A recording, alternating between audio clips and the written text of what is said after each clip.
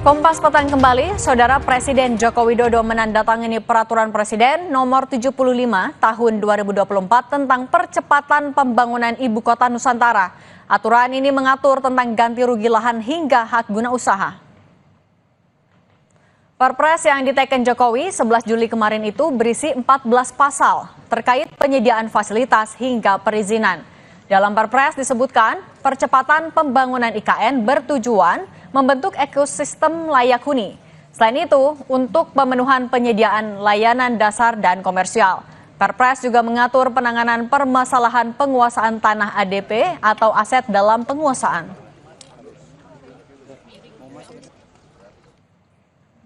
Dalam pasal 8 ayat 2 disebutkan, penguasaan tanah ADP oleh masyarakat mencakup penguasaan dan pemanfaatan tanah yang berasal dari pelepasan kawasan hutan secara fisik dilakukan paling singkat dalam jangka waktu 10 tahun secara terus-menerus.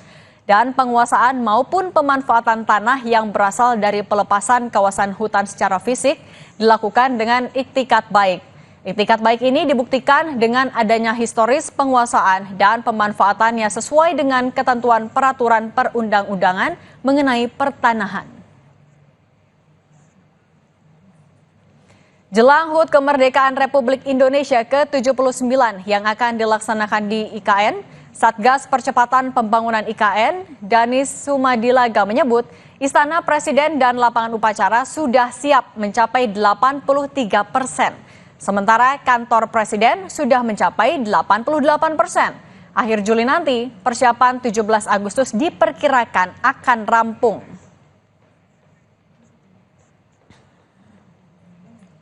Soal pembangunan IKN, staf khusus Presiden Jokowi, Grace Natali, dan Ketua DPP PDI Perjuangan Jarod Saiful Hidayat saling lempar argumen. Jarod menyindir IKN sebagai proyek dan kebijakan tergesa-gesa. Sementara itu, Grace menantang Jarod agar datang langsung ke IKN.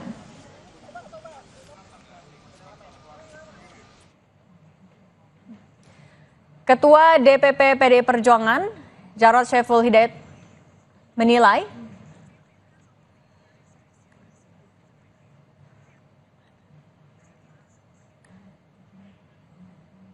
silakan Pak Jarod datang sendiri ke IKN. Kalau hanya melihat dari jauh,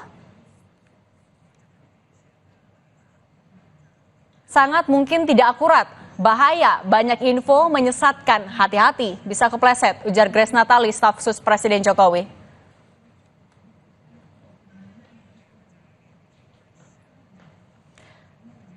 Ketua DPP PDI Perjuangan, Jarod Saiful Hidayat menilai, belum jelasnya waktu pemindahan ibu kota negara dari Jakarta ke ibu kota Nusantara menandakan proyek IKN merupakan kebijakan yang dibuat dengan tergesa-gesa. Jarod mengatakan belum siapnya beragam kebutuhan dasar di IKN seperti air dan listrik merupakan akibat dari proyek yang dipaksakan.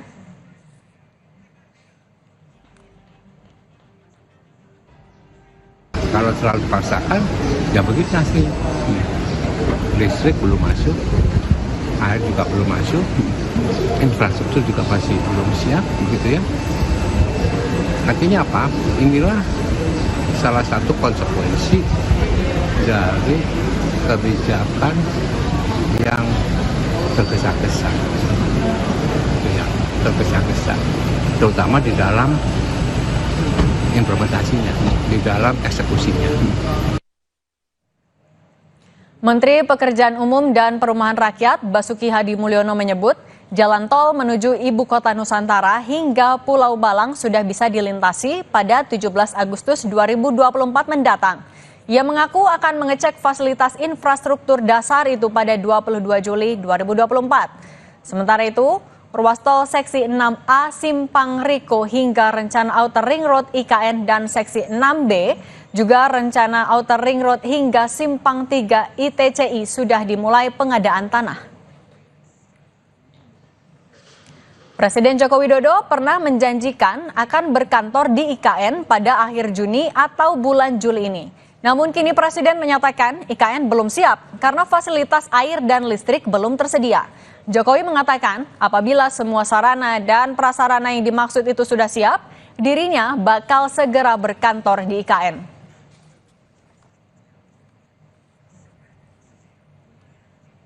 Sebenarnya kemana arah kritik PDIP soal IKN dan bagaimana Istana menjawab kritik itu sambil mengebut pembangunan IKN? Kita berbincang dengan staf khusus Presiden RI, Grace Natali, dan politisi PDI Perjuangan Masinton Pasaribu, Mbak Grace dan Bang Masinton. Apa kabar? Ya, baik. Mbak Grace, Mbak Cindy. Oke, Bang Masinton, sebenarnya apa yang jadi catatan PDIP sampai bilang IKN ini adalah proyek terburu-buru?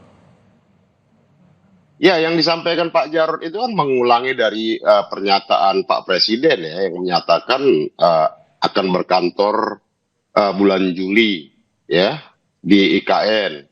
Nah, Menteri PUPR-nya bulan Juni 2024. Tapi kan kemudian ketika ditanyakan wartawan, Presiden kan jawab, infrastrukturnya belum, sudah siap belum, listriknya sudah belum, airnya sudah belum, ntar ke sana kalau sudah selesai semua, kan begitu.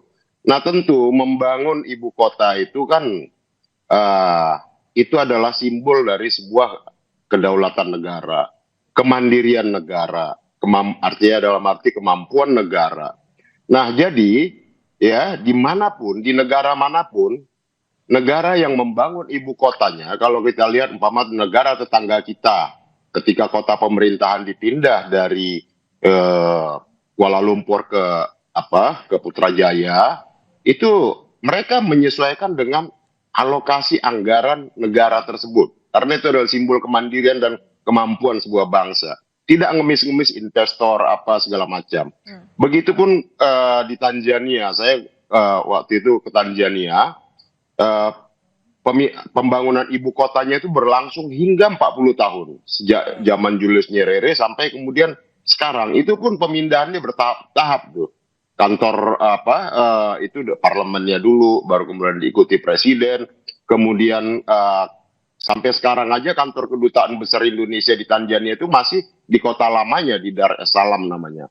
Nah artinya apa? Bahwa pembangunan itu dia tidak bisa langsung seperti menciptakan sulap simsalabim dalam waktu cepat dia akan bisa selesai.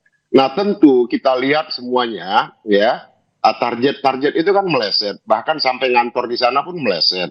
Nah artinya apa? Bahwa Presiden menyampaikan target sekian, nah kemudian kan direvisi sendiri oleh Presiden seperti itu.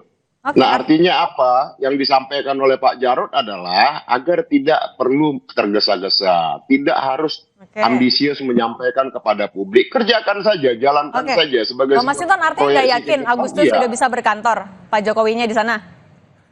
Ini kita kan mau bangun ibu kota, bukan membangun istana presiden saja atau istana negara. Yang kita bicarakan kan ibu kotanya. Kalau mungkin kantor pemerintahan hanya kantor presiden, ya monggo, ceritakanlah kita sedang membangun kantor presiden, tahapannya sekian. Tapi dalam konteks ibu kotanya, ibu kota negara, ya, itu kan juga perlu dijelaskan berapa persen sih baru yang bisa terrealisasi. Kan begitu. Oke, baik. Saya mau ke Mbak Grace. Nah, Mbak Grace, kalau melihat targetnya kan meleset. Awalnya Juni sampai Juli, tapi ternyata molor. Anda melihatnya apa yang tidak tepat sebenarnya dari kritik PDIP atau apa yang terjadi? Ya, terima kasih Mbak Cindy, juga abang saya, Bang Masinton. Update terbaru, ini semuanya masih on schedule. Jadi seperti tadi yang Bang Masinton bilang, mencontohkan dengan pembangunan ibu kota negara di negara-negara lainnya, tidak ada yang tergesa-gesa juga dalam pembangunan IKN, bahwa ini merupakan satu rangkaian panjang yang diperkirakan nanti paling terakhirnya akan selesai itu di 2045. Jadi ini rangkaian yang panjang. 2022 sampai 2024 itu hanyalah pemindahan tahap awal yang antara lain di situ terkait dengan air minum, kelistrikan, sarana utama seperti istana kepresidenan, sejumlah kantor kementerian, itu termasuk dalam salah satu tahapan awal. Nah, untuk keperluan Presiden berkantor pada bulan Juli ini, sejauh ini masih on the track. Tapi tentunya yang akan memastikan betul-betul punya final say, apakah akan mulai masuk di bulan Juli atau apakah akan menunggu, itu kan Pak Presiden, karena kan beliau yang akan melihat sudah nyaman belum. Tetapi untuk kesiapan air minum, listrik, itu sudah akan siap di bulan Juli ini. Untuk keperluan 17 Agustus juga sudah aman, Mbak Cindy dan juga Mas Masinton. Dipastikan yang namanya listrik aman, air termasuk juga komunikasi sudah aman. Jadi pembangunan dari IKN semuanya masih on the track, tidak tergesa-gesa. Seperti yang tadi dikatakan bahwa pembangunan ibu kota negara itu ya harus semuanya yang terbaik dan bersifat jangka panjang, dan itu yang memang sedang dikerjakan oleh tim OIKN begitu. Jadi jangan khawatir, malah kalau nanti udah sampai ke IKN mungkin bisa melihat bahwa semuanya sudah tetap on the track sesuai dengan target-target yang ditetapkan. Oke, Bang Masinton, tadi kalau Mbak Grace bilang masih on the track, kok semuanya masih on schedule. Kalau Anda melihatnya apa yang masih bisa dilakukan atau dievaluasi agar ini kan proyeknya sudah berjalan, anggaran sudah keluar, apa yang harus dilakukan oleh pemerintah? Ya, kalau yang disampaikan itu nyatanya seperti itu, ya alhamdulillah begitu loh.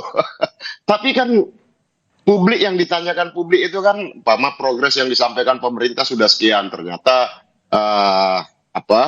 realisasinya tidak seperti itu. Kemudian banyak ya yang capaian-capaian yang disampaikan pemerintah kemudian diralat sendiri oleh pemerintah. Nah, itu yang menjadi pertanyaan publik gitu, ya kan? Nah, kemudian kalau kita lihat mengejar target untuk perayaan 17 Agustus yang saya khawatir malah jadi perayaan kemerdekaan itu kehilangan makna kemeriahannya. Kita memaksakan sesuatu di tempat yang memang sama sekali tidak siap, maka maknanya itu yang diselenggarakan oleh negara ya, itu malah jadi lebih meriah acara 17-an yang diinisiasi oleh masyarakat di desa-desa, di gang-gang begitu ya. Karena apa? Karena ada seperti upaya ini nih 17-an harus kita adakan di IKN seperti itu. Yang menurut saya semuanya jadi terlihat terkesan ya mobilisasi itu buru-buru hanya untuk sekedar menyelenggarakan acara 17-an yang sesungguhnya ya makna sesungguhnya dalam kemeriahan 17-an Agustus itu menurut saya tidak perlu harus diselenggarakan di tempat yang memang belum siap. Kita adakan di Jakarta, makna kemeriahan, makna kemerdekaan itu bisa dirasakan. Oke. Mbak Grace, kalau Anda melihatnya 17 Agustus sebenarnya kan masih bisa juga dilakukan di Jakarta, tidak perlu di IKN. Anda melihatnya memang ada urgensikah harus dilakukan di IKN tahun ini? Nah, ini kan sebenarnya gagasan untuk memindahkan ibu kota sudah ada sejak lama ya. Bahkan kalau kita runut lagi ke belakang, yang pertama kali memiliki ide ini kan adalah Presiden Soekarno tahun 1957, karena melihat bahwa Jakarta dan Jawa itu sudah harus berbagi beban, apalagi Jawa atau Jakarta terus khususnya sekarang sudah overpopulation. Jakarta adalah the fastest sinking city in the world gitu kan, yang paling cepat